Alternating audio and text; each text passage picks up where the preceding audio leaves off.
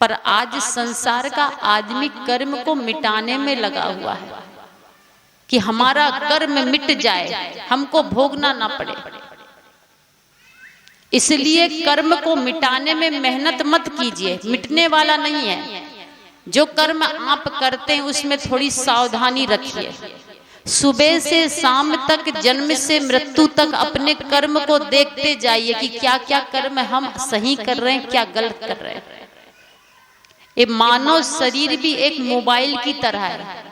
Mobile होता है, उसमें एक चिप्स होता है, मेमोरी कार्ड जिसको कहते हैं, और चिप्स में सब भजन, प्रवचन, गाना, फिल्म सब डाउनलोड कर लीजिए, सब भर लीजिए।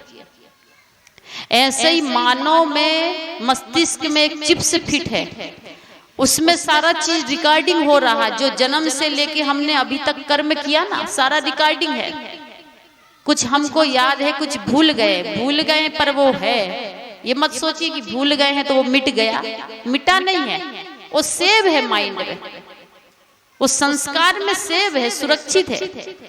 मोबाइल में बटन होती सेव करने की, डिलीट करने की, फॉरवर्ड करने की। इस मानव शरीर में सब बटन है, सेव कीजिए, फॉरवर्ड कीजिए, पर एक बटन भगवान ने नहीं बनाया। इस प्रकृति ने एक बटन नहीं बनाया डिलीट करने की। अगर डिलीट की बटन बना देता तो आदमी चोरी करता, मर्डर करता, लूटपाट करता, हत्या करता, गलत कर्म करता, डिलीट कर देता। फिर हिसाब किताब कैसे होता? कर्म का फल का हिसाब किताब कैसे होता? कैसे स्वर्ग जाते, कैसे नरक जाते? इसलिए हमारे जीवन में सब बटन है। यहाँ सेव होता है, डाउनलोड होता है, फॉरवर्ड होता है, पर डिलीट कोई चीज नहीं होती। हम भूल सकते हैं पर हमारा कर्म मिट नहीं सकता, भोग कर ही इसको समाप्त किया जाता है। इसलिए कर्म करने में सावधानी बरतिए। तुलसीदास महाराज कहे हैं, तुलसी यह तन खेत है, तन मन बचन किसान, पाप पुण्य दोई बीज है, बुए सो लुए निधान। अभी आप लोग ने गेहूं बोए हैं, गेहूं की फसल काटे, कहीं कहीं मकई बोया गया, मकई की फसल काटे। और गेहूं की फसल बोने के बाद में आप कहें कि गेहूं से ज्यादा दाम मकई का है, ये फसल चेंज हो जाए, बदल जाए, गेहूं की फसल बदल के मकई की फसल बन जाए, तो कोई ऐसी प्रकृति में व्यवस्था नहीं है कि गेहूं की फसल मकई की फसल में बदल जाए। गेहूं का बीज बोया गया है तो गेहूं की ही फसल कटेगी, मकई का नहीं बन सकता। चाहे अगरबत्ती लगाइए, चाहे तीर्थ में जाइए, चाहे अष्टजाम करवाइए, चाहे भगेत कराइए, चाहे जाप कराइए, चाहे रामधुनी कराइए, चाहे जो कर लीजिए, चाहे बाबा धाम जाइए, पर गेहूं की फसल मकई की फसल में 3 काल में भी नहीं बदल सकती। तो गेहूं की ही फसल होगी अगर गेहूं का बीज बोया गया है तो। इसी प्रकार अगर हमने पाप कर्म का बीज बो दिए हैं और भगवान से प्रार्थना करें कि भगवान लड्डू चढ़ाएंगे, अगरबत्ती लगाएंगे, व्रत करेंगे, तीर्थ में जाएंगे, पाप कर्म बदल के पुण्य कर्म में हो जाए तो बदलने वाला। पर आज संसार का सब आदमी पाप को पुण्य में बदलने में लगा हुआ, कोशिश कर रहा है कि भगवान जो कुछ किया हमने सब माफ कर दीजिएगा, लड्डू चढ़ाएंगे, व्रत करेंगे, तीर्थ में जाएंगे, जल चढ़ाएंगे, सब कोशिश में लगा हुआ है कि भगवान बदल देगा। पर भगवान स्वयं कह रहे हैं कि कर्म प्रधान विश्व रचि राखा, जो जस करे तस फल चागा। भगवान स्वयं कह रहे हैं अगर कर्म का फल बदलता तो भगवान श्री राम को अपने कर्म का फल नहीं भोगना पड़ता, माता सीता को अपने कर्म का फल नहीं भोगना पड़ता, भगवान शंकर को, कृष्ण को अपने कर्म का फल नहीं भोगना पड़ता। जब भगवान ने अपने कर्म का फल भोगा तो हम तो इंसान हैं, क्या हम कर्मों से बच सकते हैं? कर्म फल को भोगना ही पड़ेगा। जब भीष्म पितामह को बाण की सैया मिली, बाण की सैया में सोना पड़ा, पूरे शरीर में बाण। तो भगवान कृष्ण भीष्म पितामह को देखने के लिए गए। बाणों की सरसैया में भीष्म पितामह लेटे हुए थे, पूरे शरीर में बाण छिड़ा हुआ था। आप लोग महाभारत में देखे होंगे, हम लोग बच्चे थे तब सीरियल देखते थे।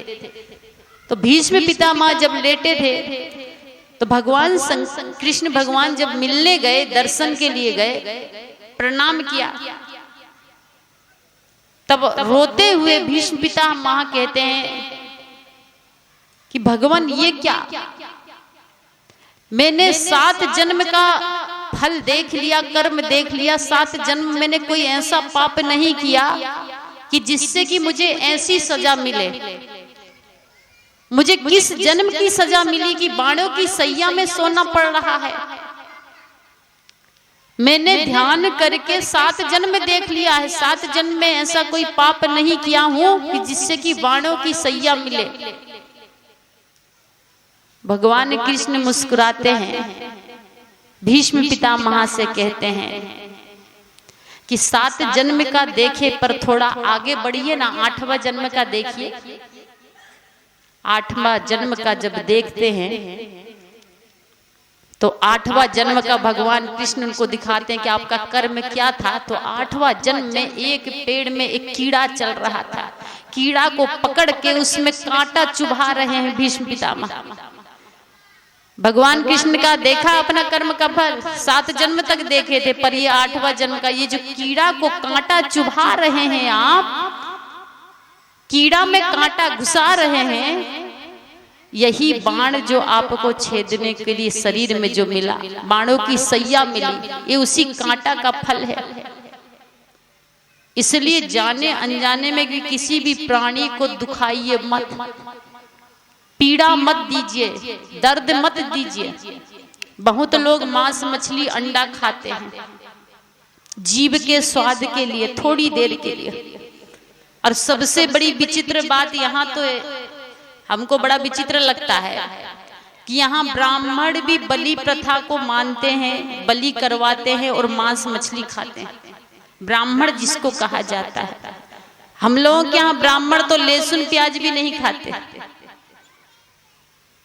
यहाँ पर तो मुर्गी बकरा सारा चीज खाते हैं। तब कसाई किसको कहेंगे, ब्राह्मण किसको कहेंगे? जीव बधे तो उसको कसाई कहते हैं, हिंसा करे उसे कसाई कहते हैं, चाहे देवी देवता के नाम से करे, चाहे अपने खाने के नाम से करे। इसलिए जीव दया कीजिए, किसी भी जीव की हिंसा मत कीजिए, कभी मांस मछली अंडा मत खाइए, क्योंकि कबीर साहब कहे हैं जीव घात ना कीजिए, बहुरी लेत वे कान। जीव घात नहीं कीजिए, बहुरी लेत वे कान। दोबारा वो बदला लेते हैं। चाहे जिस जन्म में आप जाइएगा, जो आज आप बकरी को मारिएगा, मुर्गी को मारिएगा, मछली को मारिए, अगले जन्म में आप स्वयं बकरी बनिएगा, मुर्गी बनिएगा, फिर आपके ऊपर छुरी चलेगी। ये प्रकृति का नियम है। कबीर साहब कोई अलग चीज नहीं कहते। जो कारण कार्य की व्यवस्था है, जो प्रकृति में घटता है, वही बात कबीर साहब कहते हैं।